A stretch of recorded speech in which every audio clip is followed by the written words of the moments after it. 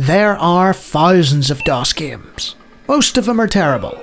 I've played over 100 now at random, and these are the 25 I had the most fun with. The 11th title I ever reviewed, and one whose simplistic gameplay harkens back to the late 70s mainframe games. McMahon from Mars is a hideously addictive throwback that knows exactly what it is and has no pretensions otherwise. Make the McMahon collide, don't let them hit you, teleport if in trouble, adjacent area of effect attack once per level. Simple but fun. A DOS conversion of the classic arcade hit actually from the 70s. Galaxian has terrible graphics, woeful sound, and some of the most addictive gameplay you'll find in a basic arcade game. Shoot ships, don't let them shoot you or hit you, get a high score, repeat, job done. Probably the best breakout clone I've ever played. Arkanoid does it all right. Unfortunately, the DOSBox mouse control was appalling and my right hand even twitchier than usual. A classic title that deserves a better playthrough. Jason Storm knows exactly who he is. A knockoff of Commander Keen's later adventures. He doesn't try anything daring or different, but he does a competent and colourfully entertaining job, and sits happily in that mid-tier of shareware platformers from the early 90s, rubbing shoulders with Apogee without ever being anything but derivative. A solid sci-fi Quake conversion that benefits greatly from source ports. Malice is an old-school shooter sporting decent weaponry with manual reloading, in-game cutscenes and intriguing toys. If you like Quake's mechanics, this differentiates itself enough to merit a place on this list. My initial assessment about this chilling point-and-click adventure game was correct. It's a cut above the usual fare that populates the genre. Superb writing from author Harlan Ellison and excellent voice acting coupled with the quality sound and game engine make this an essential atmospheric title for any fan of the genre. Everything about this title is blatantly stolen from Nintendo to the point where the company were advised to stop selling it to save themselves future litigation. The Giana Sisters provided a Mario clone to systems that didn't have one previously, and even though it's standing on the shoulders of giants, it remains a quality platformer. This Apogee-published side-scrolling platformer shooter hybrid is superb, with sprawling vertical levels and an innovative vending machine system in order to unlock upgrades. Taking cues from Duke, Harry rescues babes in distress and toasts baddies, with a delightful cavalcade of carnage. Shame about the respawning monsters and other minor irritants then. A cyberpunk Doom clone using the Doom engine.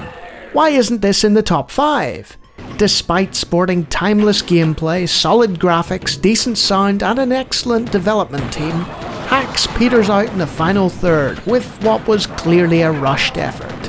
Until the reimagining is complete, it'll have to settle for being a decent first-person shooter instead of the great one it could have been. Chris Roberts knows how to make a space sim, so transplanting those same ideas into the future Wing Commander 3 engine and making a flight sim seemed like a no-brainer. With glorious digitized sound, a great plot and top-notch graphics for its time, Strike Commander suffers from one fatal flaw. I'm useless at flight sims.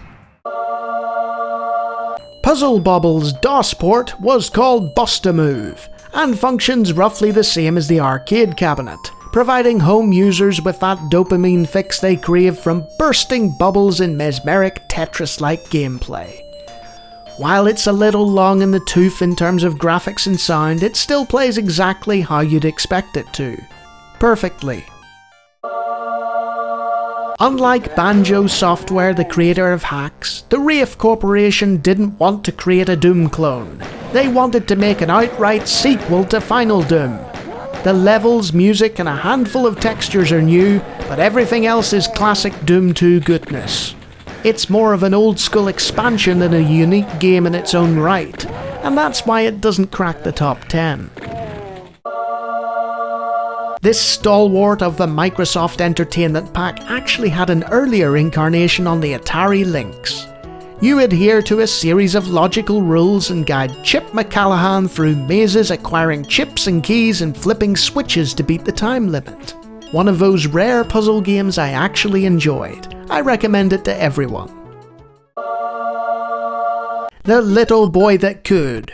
Popularised the idea of smooth-scrolling DOS platformers, that is. Keen is more of a historical footnote these days, as he was developed by id Software prior to their later triumphs.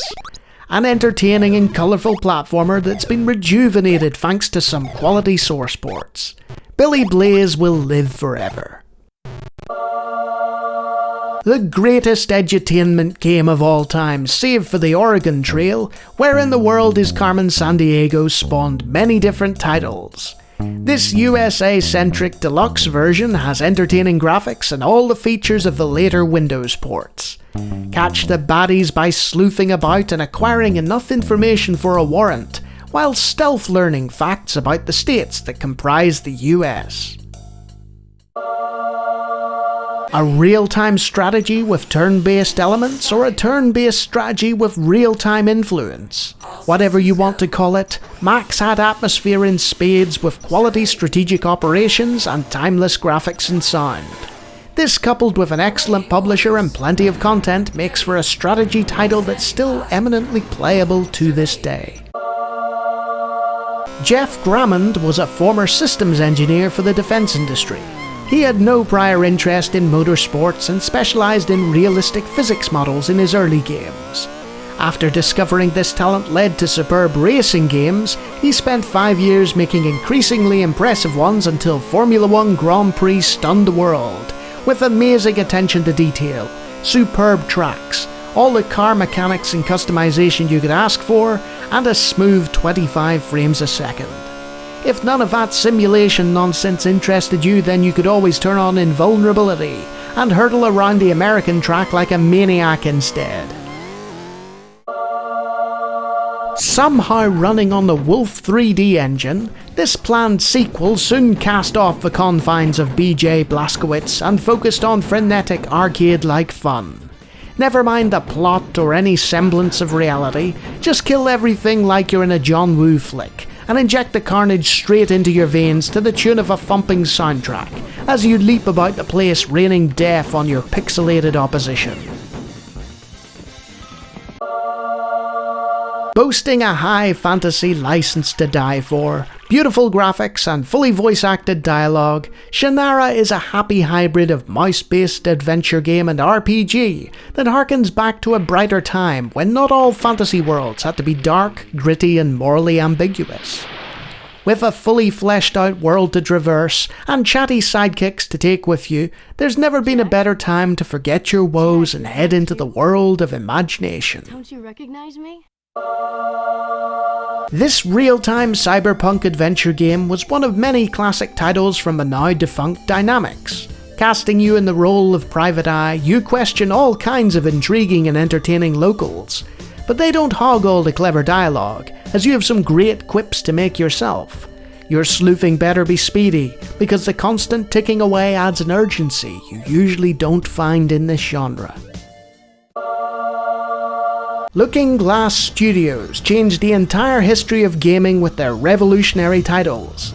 This isn't one of those, but it's a damn fine mech game, eschewing the enormous size of the usual robotic monstrosities for a fast-paced and agile human-sized suit of cybernetic mayhem.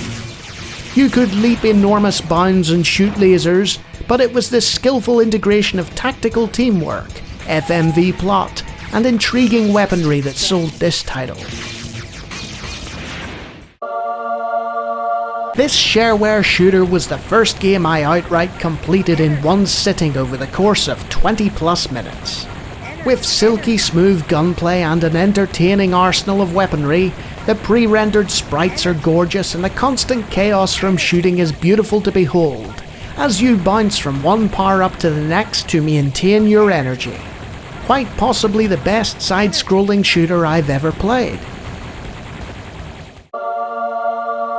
A real-time narrative adventure with first-person shooter elements and dialogue choices that affect the outcome of the game.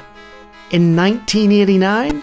That's right. It Came from the Desert is a precursor to all the games that codified what we now consider the way things are done.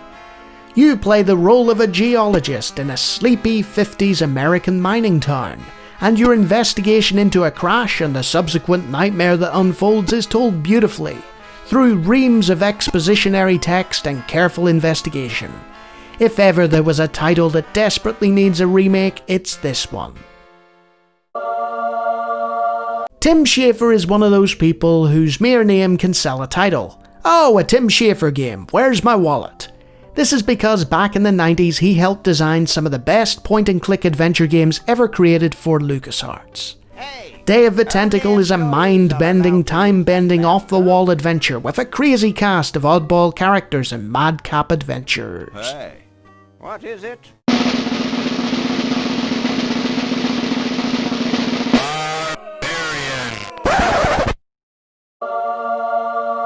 Dumb! Dumb! Dumb! The best first-person shooter ever created, and quite possibly the best DOS game ever created. And incredibly, it's still updated to this day. You are the sole survivor of an attack on the Phobos facility orbiting Mars by demons from hell. Enraged, you fight your way through the hordes of invaders and follow them straight back into hell, literally too angry to die as you unload round after round into their swarming bodies. Doom was a pioneer for minor details like 3D graphics, lighting effects, multiplayer gaming, modding communities, and online distribution. Doom never dies, only the players do. You could say it's eternal.